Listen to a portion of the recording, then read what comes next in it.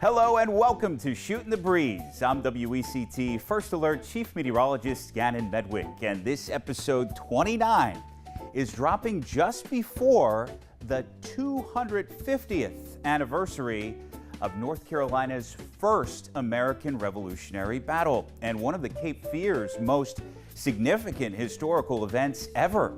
I'm talking about the Battle of Moores Creek Bridge.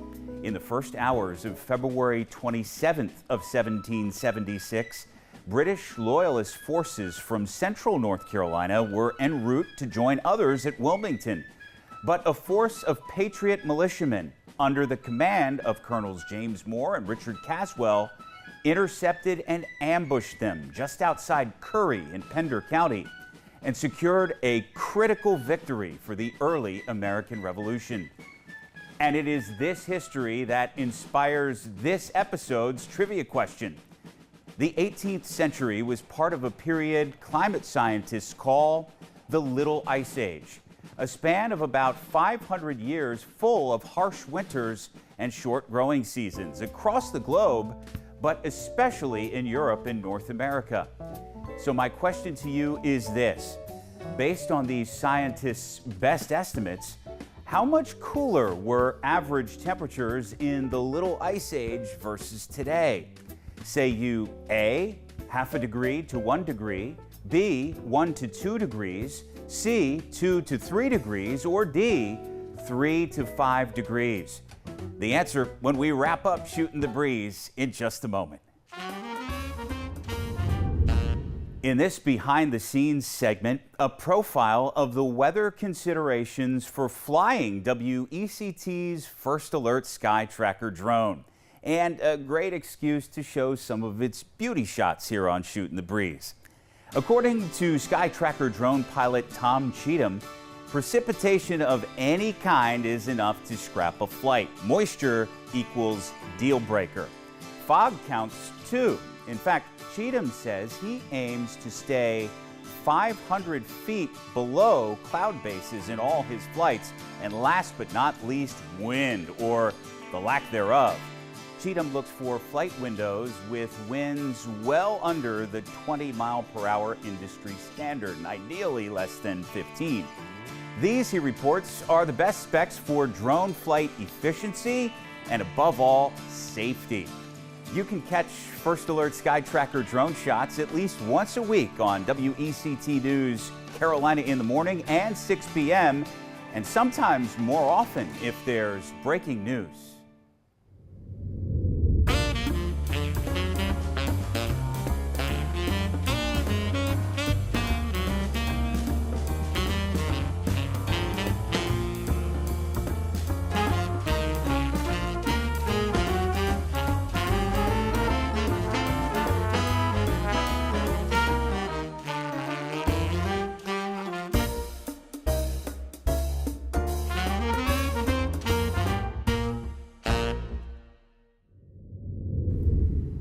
Shootin' the Breeze Meteorology and Movies series continues here in episode 29. WECT News entertainment guru Scott Pachulis and I break down Groundhog Day. Groundhog Day. Everyone's I love it. favorite movie. I love it. All right. Released on February 12th, 1993. Groundhog Day covers the annual Groundhog Day event in Punxsutawney, Pennsylvania, and a cynical television weatherman who becomes trapped in a time loop, forcing him to relive the day repeatedly and become a better person in the process. The film stars Bill Murray and Andie MacDowell and is directed by Harold Ramis, a frequent collaborator with Bill Murray, being involved in Meatballs, Caddyshack, Stripes, and Ghostbusters. So, Murderer's Row there of classic 80s comedies. Yeah, well done.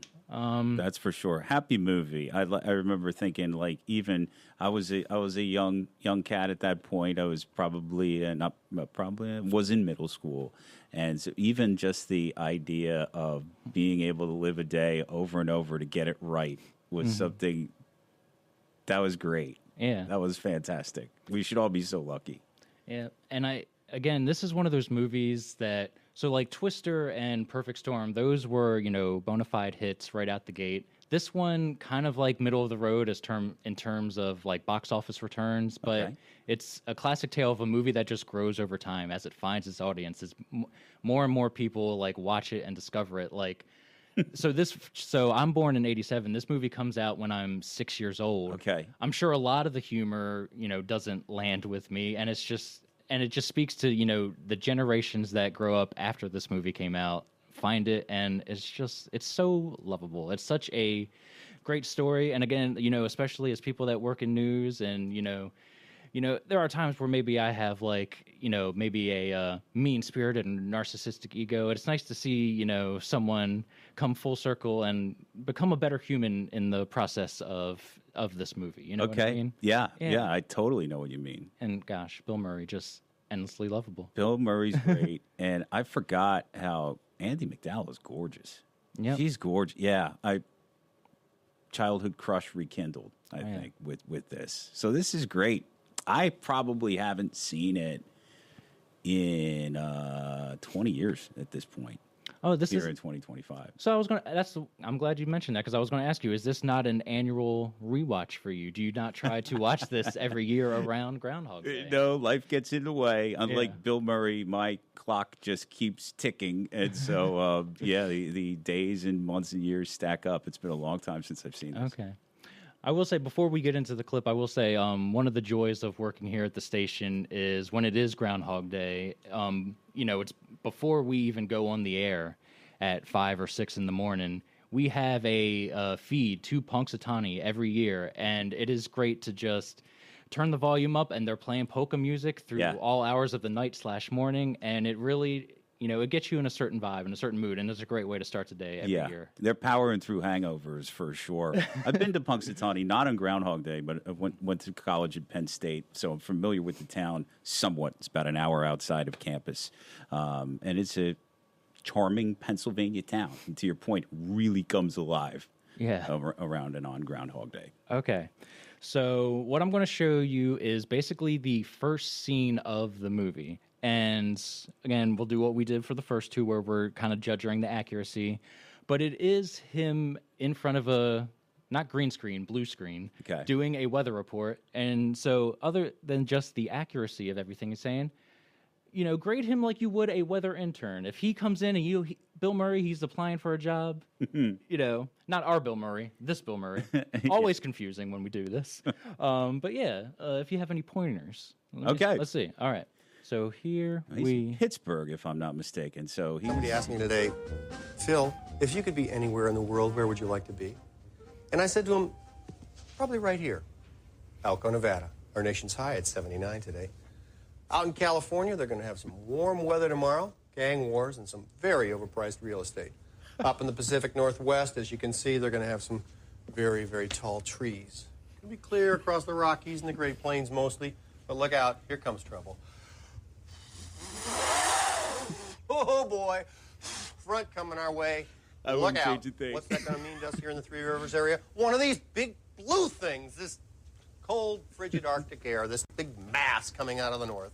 It's going to meet up with all of this moisture coming up out of the Gulf, going to mix together at high altitudes and cause some snow. Going out on a limb now, not going to hit us here in Pittsburgh, going to push off and hit Altoona. Whew, close call, folks. Let's take a look at the 5-day. As you can see, nothing to be too scared about. Bundle up warm, of course, but I think you can leave your galoshes at home. All right. So I love it. Thoughts? The blue screen sticks out. We primarily use green screens, but my first weather gig, my first full-time gig anyway, at in Greenville, New Bern, WNCT, we had a blue wall before a green wall. So a nice electric blue tie or a shirt, that would key out. We couldn't wear that. So the blue screen takes me back. Elko, Nevada wouldn't be ever the highest temperature in the nation, but that other stuff is fantastic because I love the tall trees and the overpriced real estate. It's hilarious. I got to remember some of those, and I do remember the thought of this sticks out. The blizzard's gonna hit Altoona, and then it hits Pittsburgh, and that's the edge of those snow shields. It's a really hairy part of winter weather forecasting is just where the snow shuts off on the northern edge. Yeah. So the fact that he later, I vividly remember, they're on their way to Punxsutawney, he gets burned by his forecast. Yeah, is hilarious to me. Yeah. Yeah. Yeah. So I was going to say, so like, I'm trying to think how I want to phrase this.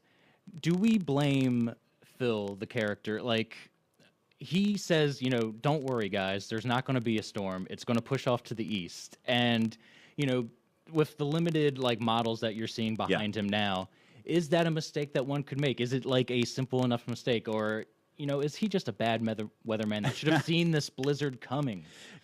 So he does see it coming. He misjudges where the heaviest snow would set up. In the early 90s, especially with the low resolution of the models, that makes total sense. There have been snowstorms in the Carolinas where one in 2000 sticks out to me, where Raleigh was preparing for big snow and it slid off to the east instead. So it's kind of like the reverse of what he claimed. So that all fits. Yeah.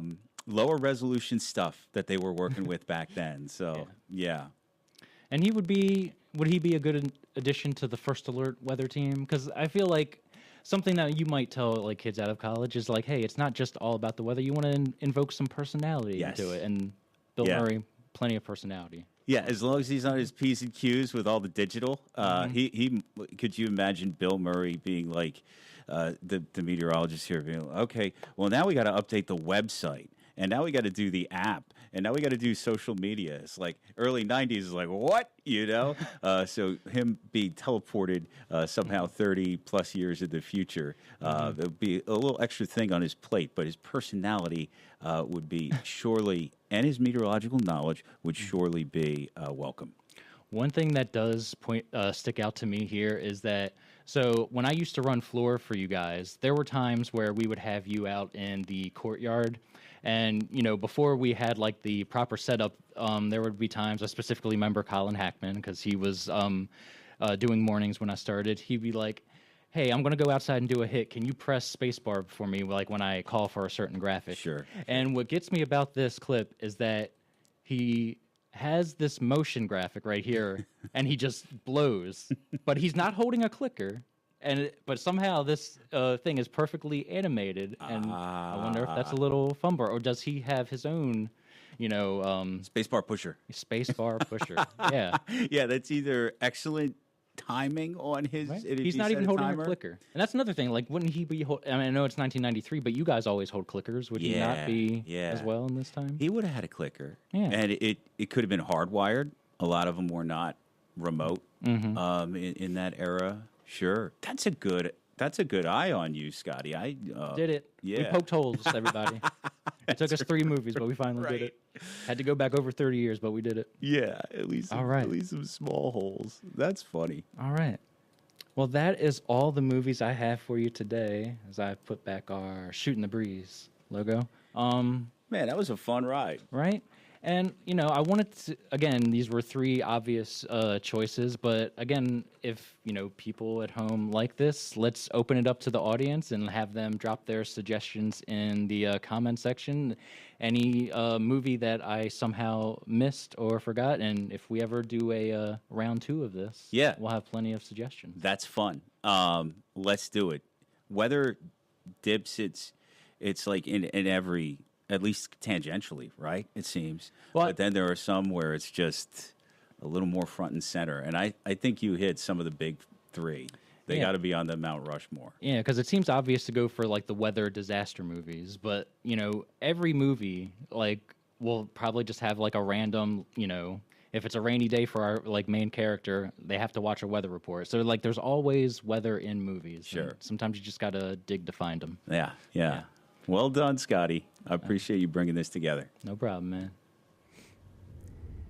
This was a fun winter series with Scotty for sure. And in case you missed it, stream over to our conversation on The Perfect Storm from episode 27 in December 2025 and Twister from episode 28, which dropped in January.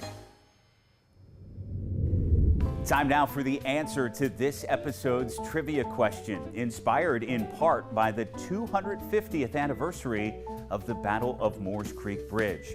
And congrats if you selected choice B. Climate scientists suggest that the average temperatures of the Little Ice Age in North America were up to 2 degrees colder than today. And for what it's worth, I could find no specific weather records from the Battle of Moores Creek Bridge, but environmental accounts suggest it was cold, wet, and muddy, which probably fits well with our present-day ideas about the lower Black River Basin in February. That's it for this 29th episode of Shootin' the Breeze. Episode 30 is on deck for spring. Be sure to connect with me on these platforms if you have a question about a topic you saw here on Shootin' the Breeze. If you have a suggestion for a Cape Fear or Carolina weather item you'd like to see covered in the future, or if you just want to say hello and what's the good word. And as always, WECT.com/anywhere is a great place to find more unique WECT OTT content. Hope I'll see you for the next episode of Shootin' the Breeze, and take care.